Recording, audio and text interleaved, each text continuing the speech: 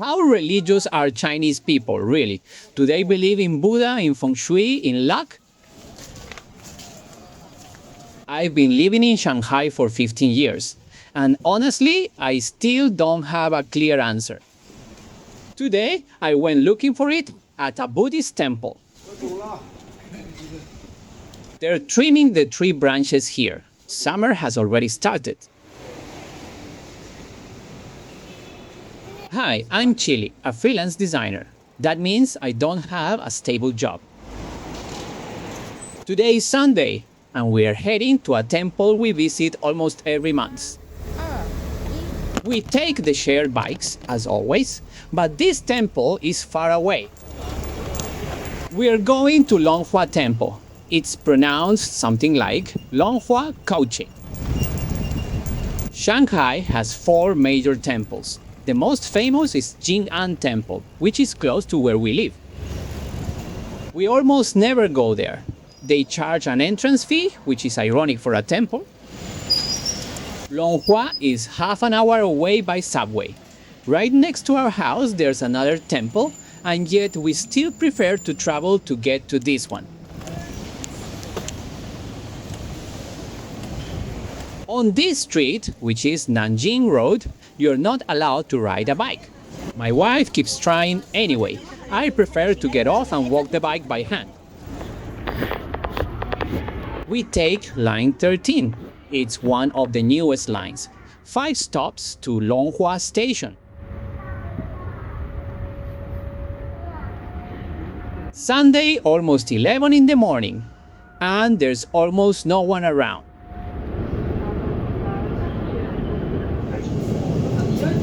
It's curious.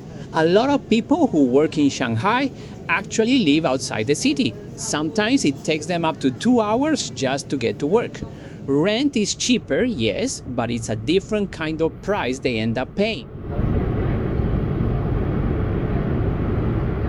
We've arrived at the station. 15 minutes on foot.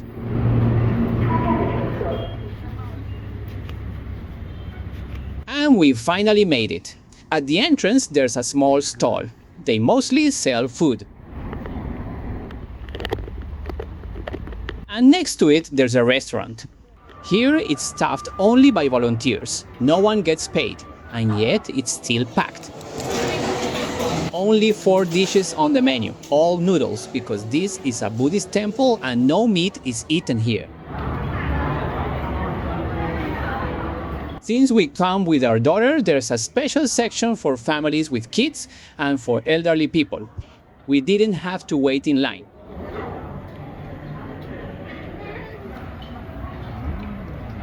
These noodles even have their own name. They're known as Luohan noodles, named after the enlightened disciples of Buddha.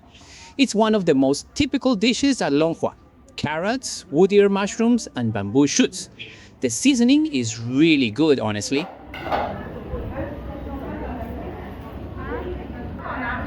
You pay with a QR code at the table. If someone wanted to, they could just leave without paying. No one checks, but everyone pays. And that makes me think about something.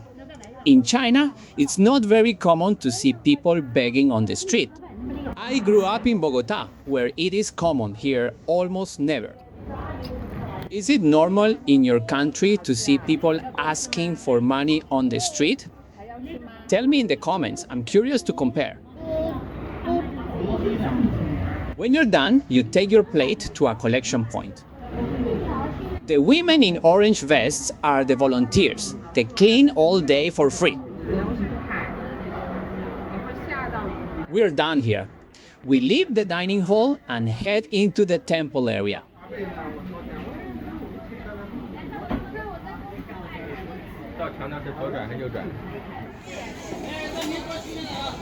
There's a garden with bonsai trees. To me, it feels more Japanese than Chinese. I'm not exactly sure what it's meant to symbolize. It is a tourist spot, that's for sure. Like any big church anywhere in the world, people come here to take photos, not just to pray. This temple is full of cats everywhere. No one really knows where they come from, but by now they're just part of the scenery. My daughter happily spends 10 minutes photographing one of them. Today, there weren't that many people less than other times. Less than other times I've come, and mostly older people. I would say the average is between 35 and 60 years old. There are not many young people. This is changing though. In recent years, visits from young people to temples in China have gone up a lot. Some outlets even report triple the number of tickets sold in a single year. The economy is tough, jobs are unstable, and a lot of young people are going to burn incense to ask for good luck. Not necessarily because they believe in Buddha. Sometimes it's simply because they don't know who else to ask. Do you think faith grows stronger when life gets hard, or is it the other way around? We come to this particular temple because of my wife. She's the one who introduced me to it. I didn't know it before I met her. My wife is from Foshan in Canton province, Guangdong. And here's something I've learned living with her. People from southern China, especially Cantonese people, are much more religious than the rest of the country. Or at least much more superstitious. I say that because of my mother-in-law. At the entrance of my in-law's house, there's a mini shrine. She's the one who takes care of it. Every time we visit, she makes us bow, do the bye-bye, putting your hands together and bowing to pray, right there at the front door, every single time. My wife has told me stories I sometimes find hard to believe. Remedies that, to me, have nothing traditional about them. Things she associates with religion. But in the end, even she doesn't know whether they're religion or pure superstition. And honestly, that line is really hard to draw in China. In Chinese, there are two different words for this. Zongjiao, which is religion in the formal, organized sense, and xisu, which is custom or tradition. Burning incense at New Year, consulting feng shui, choosing a lucky day for a wedding. For a lot of people here, none of that counts as religion. It's simply tradition, or just how things are done. Inside the temple, there are several smaller temples, each one with its own purpose.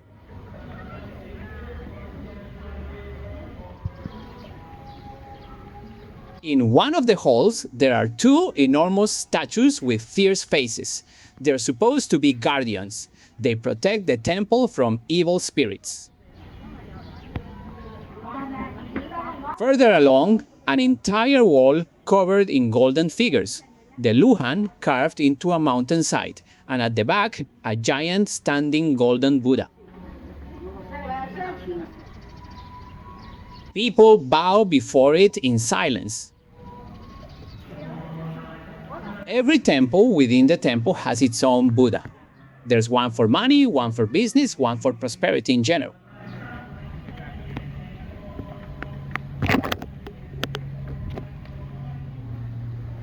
And one in particular that many people pray to for children, what's known as the Buddha of fertility. There's also a hall with actual Buddhist monks wearing their yellow robes. And further on, an area with animals, deer, peacocks, ducks. Honestly, I'm not really sure what they're doing there, but there they are.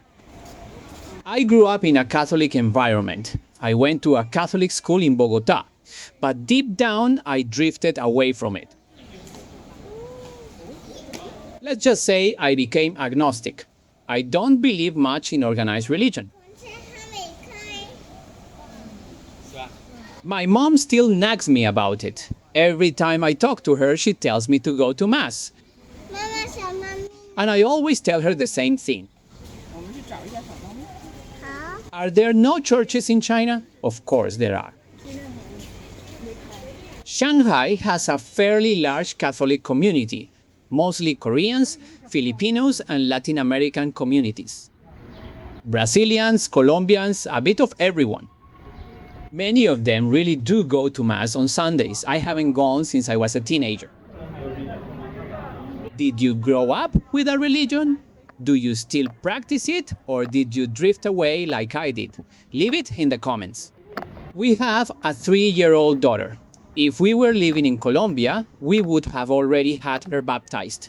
Over there, it's not even up for discussion. Here in China, it works differently. No one forces children to belong to any religion. My wife and I are clear about this. We're not going to impose any faith on her. Let her see the different religions, get to know the temples, the churches, whatever it may be. And the day she has her own conscience, let her decide whether she wants to believe in something or whether she prefers to be agnostic like us. My wife is from Canton, in southern China. And like I said, people there are very devout.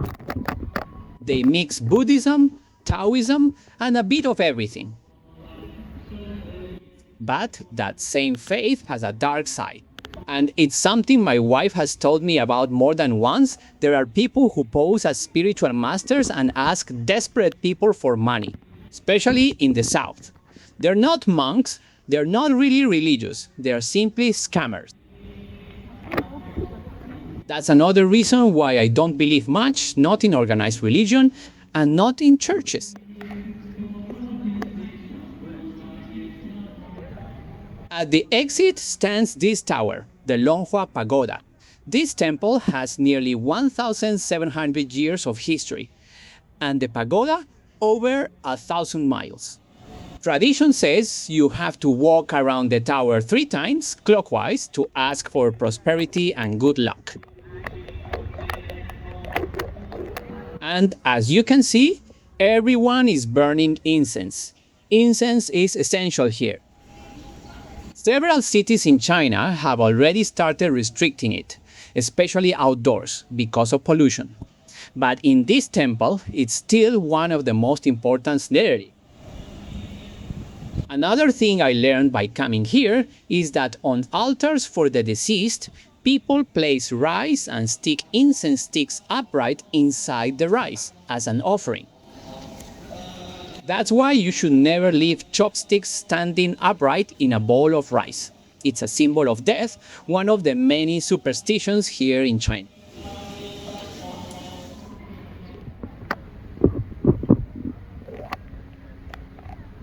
There are also these metal vessels. You throw coins inside. My wife is usually the one who brings the coins, not me.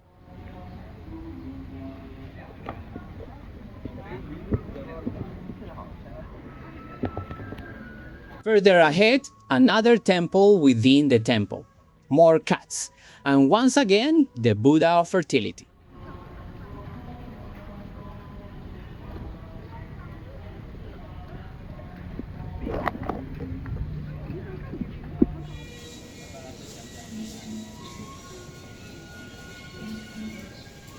Time to go.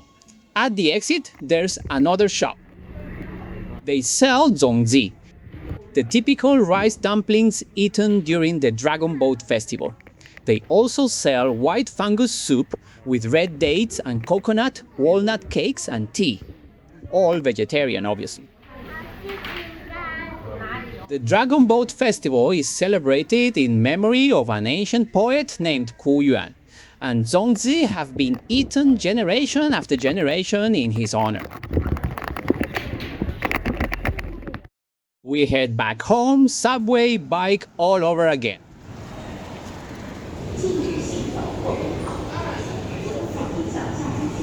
Let's say it was around 4:30 or 5 in the afternoon, and they were still trimming the trees we saw in the morning. They cut down the loquat tree I showed in one of my previous videos. But this gave us an opportunity. We picked up some loquats off the ground and ate them at home. Alright, and that's it for this video. After a whole Sunday at the temple, I still don't have a clear answer. Are Chinese people religious? I think the question itself is wrong. Here, people aren't measured by how often they go to the temple, they're measured by their customs, by their superstitions, by what my mother-in-law does at her front door. Is it religion, superstition, custom? Sometimes even Chinese people themselves aren't sure where the line is. Would you say you're religious or simply superstitious? Leave your answer in the comments. I want to read all of them. And if you like this video, give it a like, share it. And if you want to keep following this Chino Rolo dad's journey in Shanghai, subscribe to the channel. See you in the next video. Bye bye.